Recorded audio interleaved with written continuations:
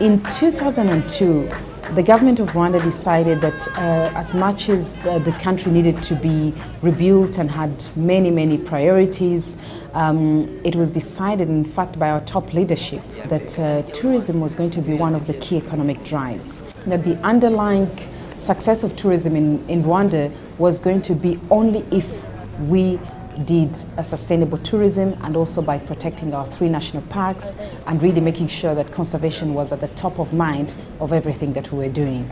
In 2002, the tourism strategy was approved. Now, where I think Rwanda has a competitive advantage is that we did not just agree on tourism, it was a specific tourism, it was ecotourism. Tourism in Rwanda and both conservation were relaunched in 2003. Where it really starts is with the government that accepted to combine tourism and conservation. Now, when you are in charge of both, you really have to make sure that both are balanced. But when these two institutions are separated, they're always conflicting. A lot of people think that coming to visit the gorillas is a double-edged sword, that ecotourism is a double-edged sword, that once you let people into these areas of natural beauty, they'll ultimately destroy it. And that's not true. You take the gorilla tourism in Rwanda, for example, and it will only take 35 people a day can go in and see those gorillas. So that's not a lot of impact in an area that's the size of, say, Washington, D.C.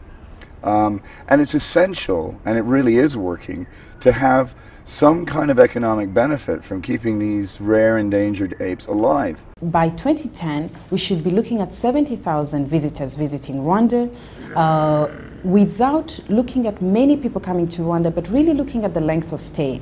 How can we actually get people to stay in Rwanda for 7 days? One of the first things that we needed to do to rebuild this industry was really to put policies, to put strategies, to protect the national parks, to make sure the government, to ensure that there will be total security and to get people doing different things that would keep them here for 7 days. This is Nyungwe. It is the farthest source of the river Nile. It's the largest Afro-montane forest left in Eastern Central Africa. It's got over 550 types of birds.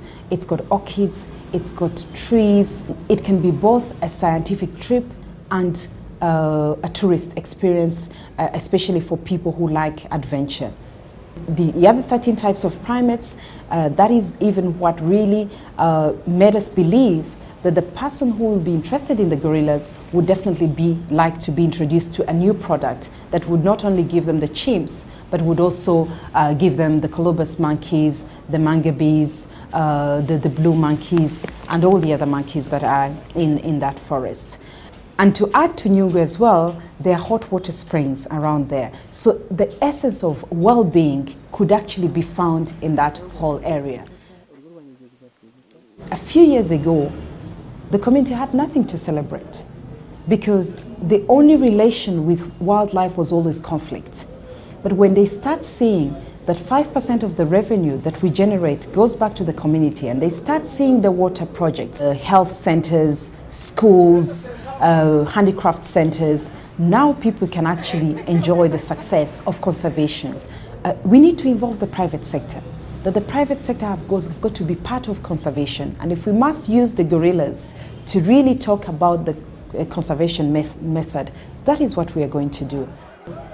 There's a positive message here, but everybody has got to be part of it. So our role here in Rwanda is to actually show how you can involve all different people, the private sector, the public, because they're ultimately the ones that actually ensure the sustainability of what we do.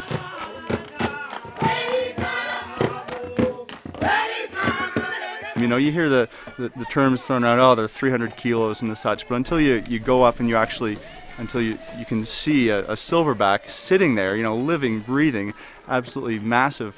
It kind of gives you this awe-inspiring calm. They're very, very relaxed, and certainly they didn't seem to mind us there, so So it was just an amazing experience, just thrilling.